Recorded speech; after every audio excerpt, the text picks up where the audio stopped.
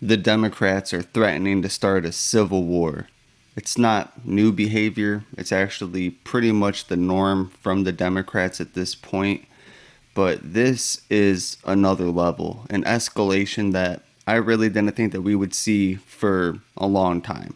And by a long time, I meant at least a few years. I didn't think this early in the Trump's presidency, the Democrats would just immediately lose their minds. But the last few weeks, that's all we've seen.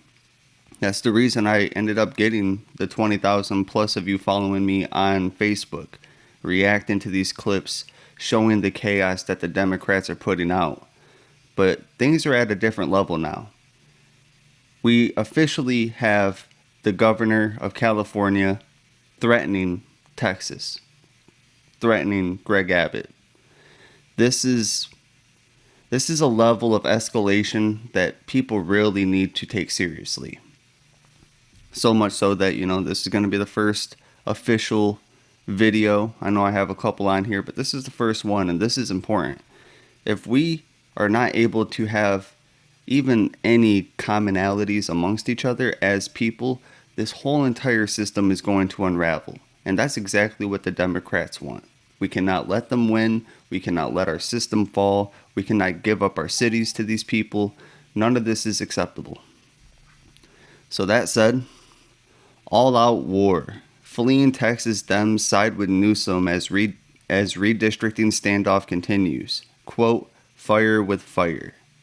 Now, we'll go into this in a second, but I just want to break down the headline. All-out war. Fleeing Texas Dems. If you're not familiar, a bunch of the Democrats in Texas have fled the state, which apparently is something that they have done a couple times throughout history, to my knowledge, 3. But they fled the state in a hope to avoid the vote for the redistricting. Now, I'm no expert on this. If you know more about it, please comment below, inform all of us. But to my understanding, the whole reason that this started is the Democrats flooded our cities, our states, especially the Republican cities and states. Well, there's no Republican cities, but you know what I mean. They flooded us with these illegal immigrants. And they have reshaped the way that votes are breaking down. And for those of you that don't know, the reason that is we don't actually go based on a popular vote. We have these districts that have a represented amount of votes based on the population and various other factors, but largely population, and that determines how much their votes are worth. And when you flood specific areas with illegals, it skews the voting metrics. So Austin, Texas is a blue city. If you flood Austin, Texas with thousands, if not hundreds of thousands, maybe even millions of illegals, what do? You change the population of the city, thus increasing the represented vote that city has, increasing the electoral ballots. So to my understanding, the reason they want to do the redistricting is so that way these conservative areas are not misrepresented by false statistics because Biden and his evil communists decided to flood us with a false population after convincing us for decades to not have babies. So that's a long, little winded situation, but essentially, Texas is trying to stop the Democrats from taking over America. This is their line in the sand. They're saying, no, you're not going to have these illegals affect us in this way. And Newsom has decided that he is going to fight fire with fire. He is going to also play this game if Texas is going to do it. He wants to reshape the districts in California. Sorry if you hear the chickens. I'm out in the middle of the country where you all should be. Get out of the cities. But he wants to reshape the districts to give the Democrats more power. So before I get too far ahead of myself, let's go over this article from Fox. All right. California Governor Gavin Newsom said he is ready to fight fire with fire as state Republican lawmakers try to enact redistricting in Texas, opposing the move though promising to pursue similar measures if needed. At a press conference on Monday, Newsom said he supports independent redistricting as well as a national framework and a proposal being advanced in the legislature reinforces what he supports. Excuse me, I don't read out loud too often in small print. But let's break that down. All right, so Newsom is saying that he doesn't only support independent redistricting, but he wants it as a national framework. So he wants to reshape this whole entire country. This isn't just about trying to correct what the Democrats have literally done to us, but what he is trying to do is take the whole entire country as a whole. New York, Chicago, you name it, DC, Atlanta, any place that is heavily Democrat, heavily blue. And he wants to reshape it to make it even bluer, to make it even stronger. This is genuinely a communist takeover. It's crazy. All right, let's continue. All right. So the proposal that we're advancing with the legislature has a trigger only if they move forward to dismantling the protocols that are well established, the governor said. Would the state of California move forward in kind? Fighting? Yes. Fire with fire. So he's just doubling down. This is a thing that the Democrats have been wanting to do for a long time, but they've been trying to be a little bit more sneaky about it. All right, so let's continue.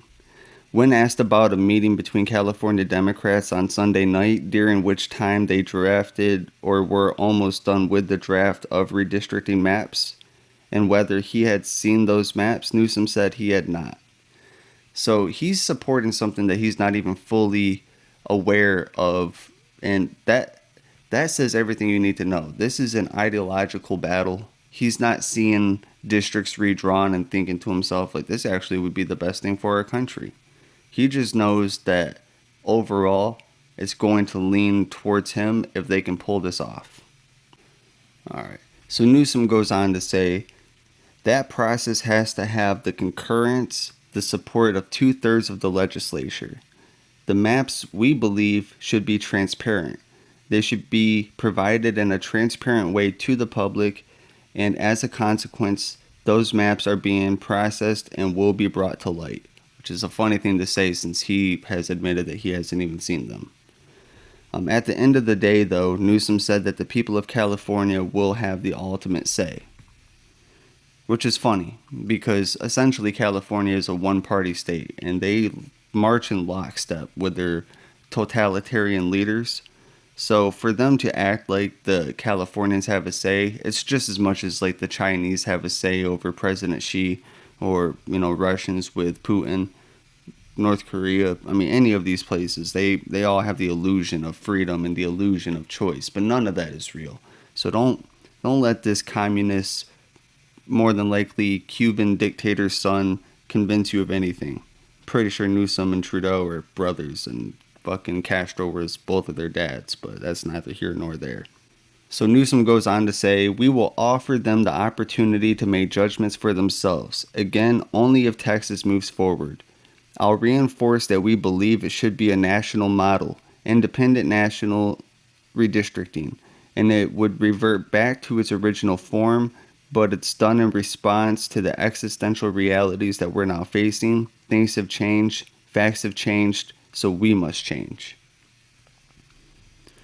It's really hypocritical when you hear these Democrat leaders say stuff like this, when everything that's happening right now in the Trump administration and this attempt to save our country is all just a response to everything that they were doing. They're acting like they're going to have to make responses to us, but they literally tried to shut down our whole entire country. They tried to implement vaccine mandates. They wanted to give a tracking system so that way they could have an idea of who was going where to trace the virus, contact tracing.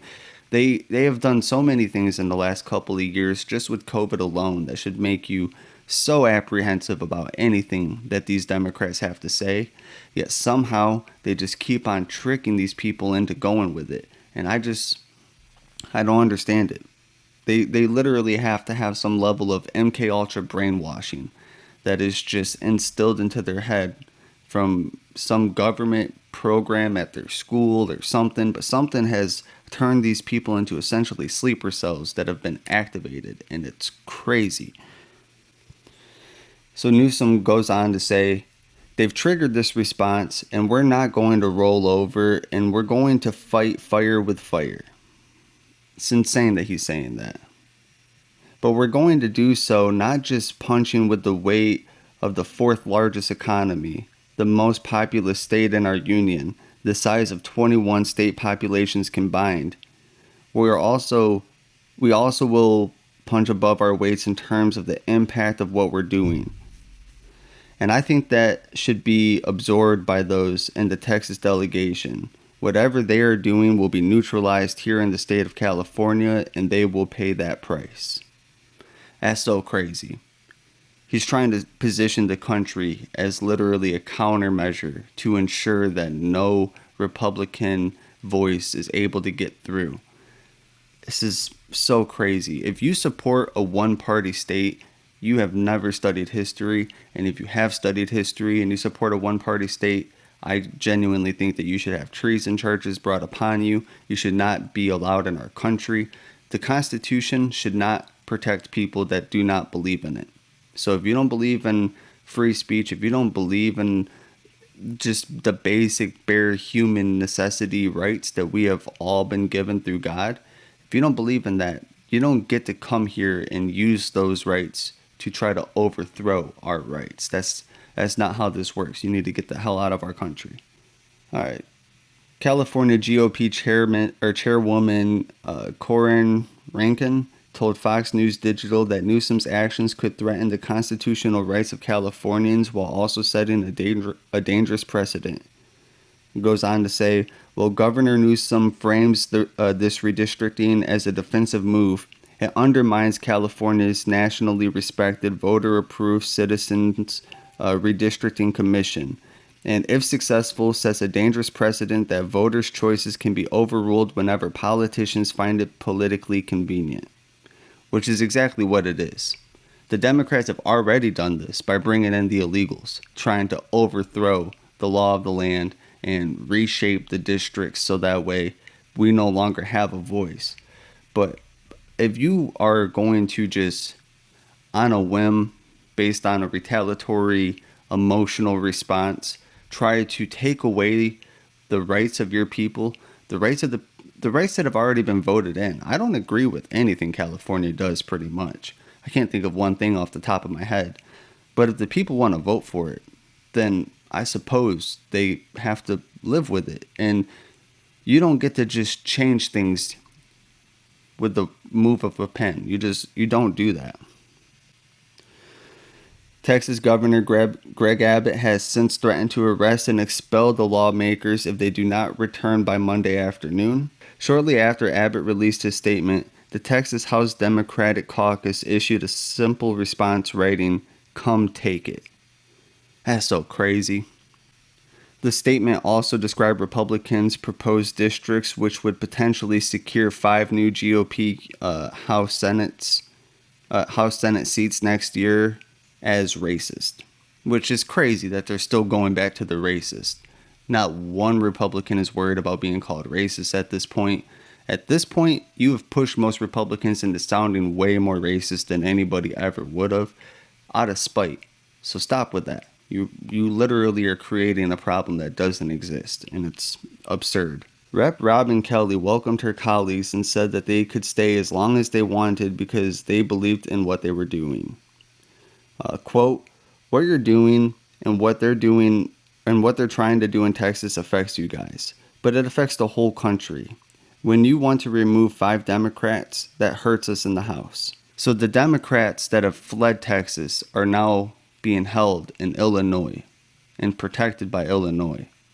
Greg Abbott is going to issue a warrant, a federal warrant. This is crazy. So when all of this is said and done, the Democrats are going to be felons. When all of this is said and done, we are going to either see military action on U.S. soil to come and arrest these Congress people that are refusing to do their job. And then what? We're going to see a whole bunch of new people just get appointed in? How exactly does that work? Do they have people that are sitting below them that are just going to take their seats? I'm kind of ignorant when it comes to the state Congress and how all of that operates, but the idea that these people could just all end up arrested and just done is crazy. And how do you think that the country will respond to seeing Texas governor go into Illinois to arrest 5 Texans? I mean, I can't imagine a scenario where that ends up in a nonviolent confrontation. And it's crazy that as all of this is happening, we are seeing the internet become more censored than ever before, which I didn't think was possible. But somehow under Trump, they're sneaking all of this evil gobbledygook through, trying to make it so that way our payment processors don't support anything that's considered not safe for work, which is crazy. I just can't even imagine. Now we have all the social media platforms trying to require ID verification, and the idea is so that way kids don't go on and see profane content, which, as you've heard a million times, there isn't one conservative that is okay with kids seeing this stuff. But the idea that we're finally at a point where contact tracing is going to happen in a digital level, where if I say something or post something that you don't like on my Facebook, that could end up affecting my bank. I mean, I could get Nick Fuentes. Whether you agree with him or not, you shouldn't ever have your ability to live, your ability to receive funds, the whole entire thing that's needed in this evil system that you guys talk about, this capitalist system that you guys talk about. You can't take away somebody's ability to survive. And all that we're going to have happen with them taking our IDs and storing the information, beyond just selling it and spamming the fuck out of us, we're going to see the most unilateral, destructive force for freedom that's ever taken place. I don't know. What do you guys think about all of this? Do you think that, this is going to resolve peacefully, and Texas and Florida and all of these conservative states aren't going to end up in a battle with California and New York? It's crazy. Do you think that the redistricting is going to happen? Or are we going to officially see the first time pretty much ever that Texas becomes a blue state? Because that's likely. These Californians are invading, running from what they hate and turning the places that they ran to into what they hated, just like all the illegals are doing. It's a crazy playbook from the Democrats. But yeah, I'll post another video later today. I'm going to try to. I'm still figuring out this format, and with my internet and where I'm at, it takes a little bit longer than I would like for these videos to upload.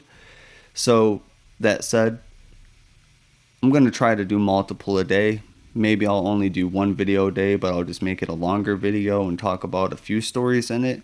I'm still trying to figure it out, but I figured out of everything happening, if I could only get one video out, this is the most important.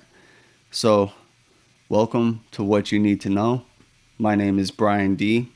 Follow me on all social media platforms, Brian D Exclusive. On YouTube, it's Brian D Exclusive News. But I think if you type Brian D Exclusive, it'll pop up. This is crazy. This is really crazy. I'll see you all in the next one.